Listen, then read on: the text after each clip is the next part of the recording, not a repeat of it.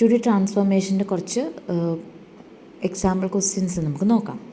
So അതിൽ first ഒരു point 2, 3 എന്ന് പറയുന്ന XY കോർഡിനേറ്റുള്ള ഒരു പോയിൻ്റ് P തന്നിട്ടുണ്ട്. അതുകൂടാതെ തന്നെ ഒരു ട്രാൻസ്ലേഷൻ വെക്റ്റർ T 4,-1 എന്ന് പറഞ്ഞ ക്വസ്റ്റ്യന് തന്നിട്ടുണ്ട്. സോ ട്രാൻസ്ലേറ്റ് ചെയ്ത് കിട്ടുന്ന പോയിൻറ്റിൻ്റെ പുതിയ കോർഡിനേറ്റ് വാല്യൂസ് വേണം കണ്ടുപിടിക്കാൻ.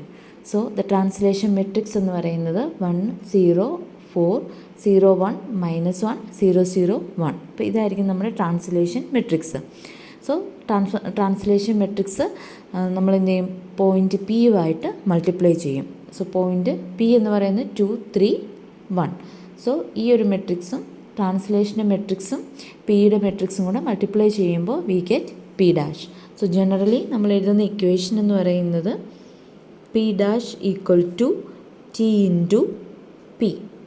ഓക്കെ, സോ അതാണ് ട്രാൻസ്ലേഷൻ്റെ മെട്രിക്സിനെ P എന്ന് പറയുന്ന പോയിൻറ്റിൻ്റെ മെട്രിക്സുമായിട്ട് മൾട്ടിപ്ലൈ ചെയ്യുമ്പോഴത്തേനും ആ പോയിൻ്റ് മൂവ് ചെയ്ത് കിട്ടുന്ന പുതിയ ലൊക്കേഷൻ, അതായത് ആ പോയിൻറ്റിനെ ട്രാൻസ്ലേറ്റ് ചെയ്ത് കിട്ടുന്ന പുതിയ ലൊക്കേഷൻ നമുക്ക് കിട്ടും. അതാണ് 6 2 എന്ന് പറയുന്ന ലൊക്കേഷനിലേക്കാണ് ആ പോയിൻറ്റിനെ ട്രാൻസ്ലേറ്റ് ചെയ്യുന്നത്. ലൈക്ക് റൊട്ടേഷൻ്റെ ഒരു എക്സാമ്പിൾ നോക്കാം. ഗിവൺ എ പോയിൻ്റ് Q എന്ന് പറയുന്നൊരു പോയിൻ്റ് 1 1 എന്നാണ് ആ പോയിൻറ്റിൻ്റെ XY കോർഡിനേറ്റ് വാല്യൂ. അതുപോലെ തന്നെ അതിൻ്റെ റൊട്ടേറ്റിംഗ് ആംഗിൾ എന്ന് പറയുന്നത് θ 90° ആണ്. സോ 90° ആയിരിക്കും ആ പോയിൻറ്റിനെ നമ്മൾ റൊട്ടേറ്റ് ചെയ്യുന്നത്. ഇപ്പോൾ ക്വസ്റ്റ്യനിൽ റൊട്ടേഷൻ ആംഗിൾ ക്ലോക്ക് വൈസ് ആണോ ആൻറ്റി ക്ലോക്ക് വൈസ് ആണോ എന്ന് മെൻഷൻ ചെയ്തിട്ടില്ല എങ്കിൽ വി ടേക്കൺ ബൈ ഡിഫോൾട്ട് നമ്മൾ എടുക്കുന്നത് ആൻറ്റി ക്ലോക്ക് വൈസ് റൊട്ടേഷനായിട്ടാണ്. സോ ആൻറ്റി ക്ലോക്ക് വൈസ് റൊട്ടേഷൻ്റെ മെട്രിക്സ് നമുക്കറിയാം, cos θ - sin θ sin θ cos θ. അങ്ങനെയാണ് നമ്മൾ ആ റൊട്ടേഷൻ്റെ മെട്രിക്സ് വരുന്നത്. So cos 90 - sin 90 sin 90 cos 90. So 0 -1 1 0 ഇങ്ങനെ വരും ആ റൊട്ടേഷൻ്റെ മെട്രിക്സ്. ഇത് നമുക്ക് 2/2 മെട്രിക്സിൽ എഴുതാം, അല്ലെങ്കിൽ 3/3 മെട്രിക്സിൽ എഴുതാം. അപ്പോൾ 3/3 മെട്രിക്സിൽ എഴുതുമ്പോഴത്തേക്കും 0 -1 0 1 0 0 0 0 1. സോ ഇങ്ങനെ ആയിരിക്കും അതിനെ 3/3 മെട്രിക്സിൽ എഴുതുന്നത്. അത് ഇൻറ്റു നമ്മുടെ P എന്ന് പറയുന്ന പോയിൻ്റ്. So it is 1 1 1. ഇത് തമ്മിൽ മൾട്ടിപ്ലൈ ചെയ്ത് നമുക്ക് കിട്ടുന്ന റിസൾട്ട് എന്ന് പറയുന്നത് -1 1 1. ഓക്കെ,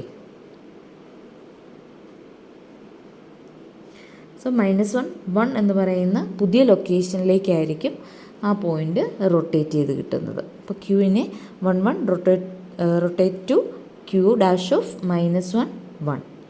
ഇതാണ് റൊട്ടേഷൻ്റെ ഒരു എക്സാമ്പിൾ.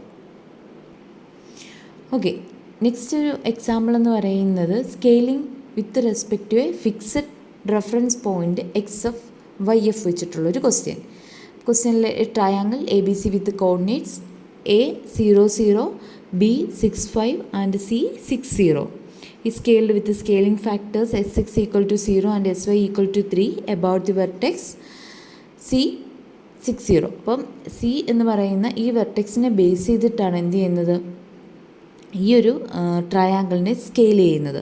അപ്പം C എന്ന് പറയുന്നത് ആ ട്രയാങ്കിളിൻ്റെ കേസിൽ ഫിക്സഡ് ആയിരിക്കും. അപ്പോൾ ഈ ട്രയാങ്കിൾ എടുക്കുകയാണെങ്കിൽ A എന്ന് പറയുന്നത് 0 0 B എന്ന് പറയുന്നത് 6 5 ദെൻ C എന്ന് പറയുന്നത് 6 0 ആണ്.